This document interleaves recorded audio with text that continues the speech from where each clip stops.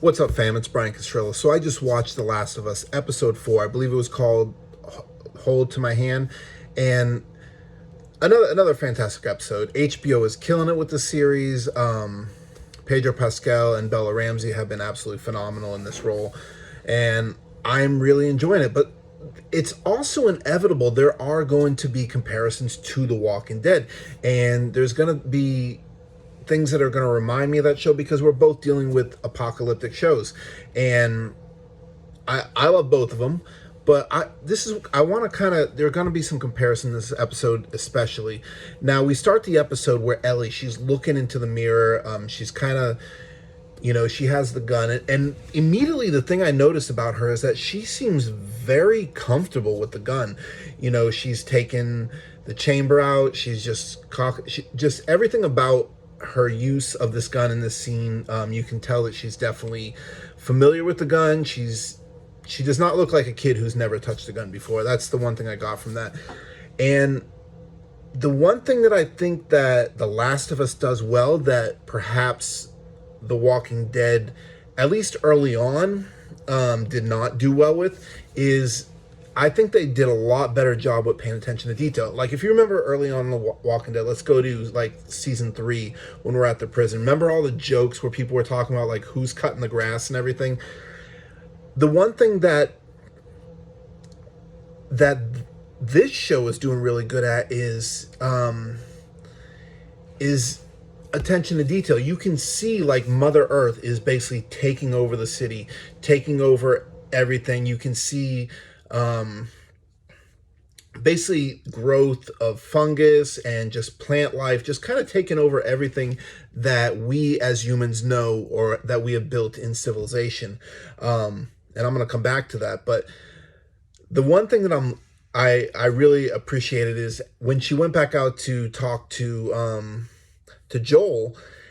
He mentions how the gas is basically turning into water. And I just love these these little details that maybe we don't think of, but it's making it more of sort of a reality, or just making it seem more realistic. Now, again, I say that in jest because I used to laugh at people when they said, the grass or whatever. I'm like, so you're complaining about, the grass not being cut, but you have no problem with a zombie walking around in a show. Like, that's realistic. But I think The Last of Us does do a little better job, at least early on. Now, The Walking Dead got a lot better with that, the little details, because as we know, they were great with Easter eggs, but going on. But the little details, I think that they're hitting right from the get-go are really cool. Just, talking about the gas that's basically, depreciating and not having the same potency that, gas would have to have to power cars and other vehicles that are left out, years into the apocalypse. So I thought that was really cool. And there's one thing that Ellie says to Joel, and she goes, "It doesn't matter how much you push the envelope, it will still be stationary." And from someone who absolutely loves puns, I love that she's hitting, and you could see the groan in Joel's face, how he did not, he was like, just go away, go back inside. But she's just laughing. She just keeps pushing the puns on him. And I'm loving their friendship as it's developing. And I gotta say, Bella Ramsey is just hitting the nail on the head. Just how she's basically fucking with them. And there's another scene where they're driving away in the truck, and this is where I'm talking about, Mother Nature taking back. You see, there's an Arby's sign, so immediately, of course, I'm thinking back to the previous episode of Bill, because you remember that one. He's like, "This isn't a fucking Arby's." You remember the quote, but that was funny. But you look. I remember there was a train track with the train falling down, but you can see the growth of Mother Nature basically taking back the earth as it would be before, humans created this civilization. And I think that's really a cool, attention to detail that you didn't really see in The Walking Dead until like later on. So that part I really appreciated. And another thing that's kind of neat is the amount of corporate names that you're seeing everywhere. I believe I saw Sarah Lee. I saw I think there was Doritos. There's now maybe they're paying to be in this, which I wouldn't be surprised, but that's also making it real. It's like, because these names don't go away, so I just thought it was neat, and it just made it feel a little more realistic seeing these different names throughout the episode. But when they're in the truck, you see Ellie. She pulls out this, like, basically a nudie magazine of a guy, and she's just making jokes, feeling Joel, and Joel's feeling uncomfortable because he's starting to see her as, he's starting to kind of protect her like he would his daughter, and you can tell he wants to protect her, and she pulls it out, and she's like, "What are you doing?" Like, the whole joking that she messed with them. You could see how uncomfortable he felt. Then she throws it out the window, and she's like, "Bye bye, dude." And I don't know. Again, I am coming from the point of view that I have never played the game, but I think that was an actual scene in the game. And for those of you that played the game, let me know what scenes in this episode that were a call to the game, or how close this was to the game, because I did not play that. Eventually, I am going to play it. I might even stream it in the future, but I am not familiar with the game at all, the scenes at all. So, and to some extent, I like this because I get to come. I'm basically a pure point of view. I don't have any point of reference to look at. I'm just looking at the series as a brand new series and of course, I'm a huge horror fan. I love The Walking Dead, of course. So there's that, but I have no point of reference of this game whatsoever. But yeah, now as they're going on, you see, Earth, Mother Nature basically taking over, which I love that.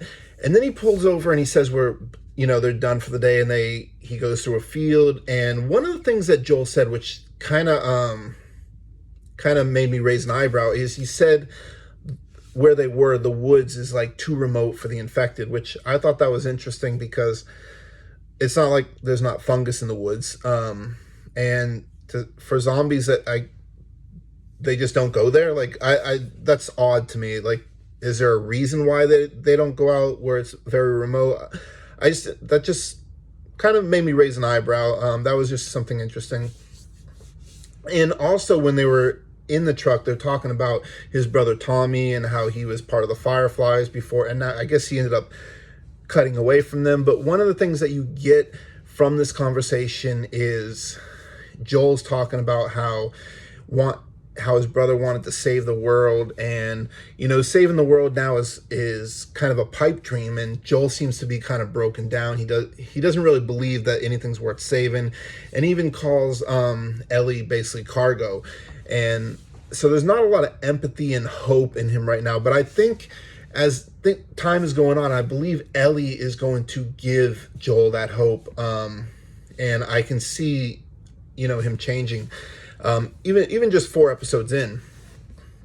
Then they come through, they come across the city after getting stuck at an underpass. They go around, they're going into a city, and they see a guy who is like, he looks like he's injured, but as we find out, he wasn't injured at all. This was just sort of a setup.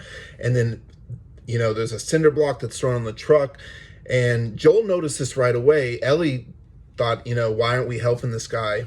But I guess from what I, looking up, I think these are called the Raiders, but this is where another Walking Dead, they kind of remind me of the Saviors early on, prior to actually meeting Negan, with some of their tactics and what they were doing. There was a shootout with Joel and Ellie and some of the guys. They ended up killing them. But one of the guys, and tell me if it's me, but I felt like his name was Brian, same as me. I'm Brian. And he reminded me of Randall from The Walking Dead season 2. Just kind of like how the way he was begging for his life. And just that whole sequence, he was basically saying he was a good dude. It just totally gave me Randall vibes. Eventually we see another woman who her name is Kathleen. Of course, I know her from 2.5 Men. She played Rose. That's Melanie Linsky. And fun fact, I actually went to Charlie Sheen's. Remember when he was going winning, and he had that whole comedy tour? I got tickets to that. He was absolutely hilarious in person. And I love that show. But I digress. The one thing that was interesting about her is she was talking to a doctor who I guess was, he actually gave birth to her. He didn't give birth, but he helped birth her, and he held her in her arms, he mentioned. But he is a doctor, and she, after not getting the information she wants, she had no problem with going out. She comes back and shoots him. And again, reminds me of Negan, who just didn't give a shit about a doctor. And you would think that doctors would be like gold in the apocalypse, because when you think about stuff that can happen, you're going to want doctors, but just no care. But when she found out that her men were shot and killed, she was thinking it was someone named Henry and Sam. But she said, go throughout and kill these people, find everybody. Now during that, a little bit, then we see Ellie and Joel, and one of the things that kind of stood out to me is that Ellie had said that she had learned how to use a gun from Fedra school. And right before that, Ellie actually saved Joel by shooting that guy that I said that reminds me of Randall.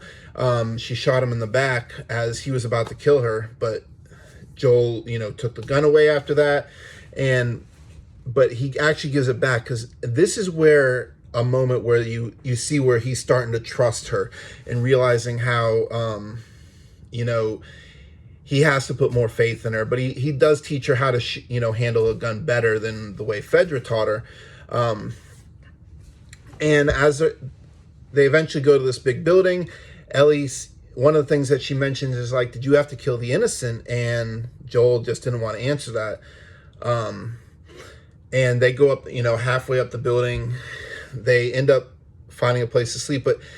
And again, the puns came out, and now Joel is actually laughing from this. And he ends up asking her, he's like, what did you mean? Because back when he was, talking about the gun, she had said this wasn't her first time. And he's, what did you mean by that? And she didn't really want to answer that.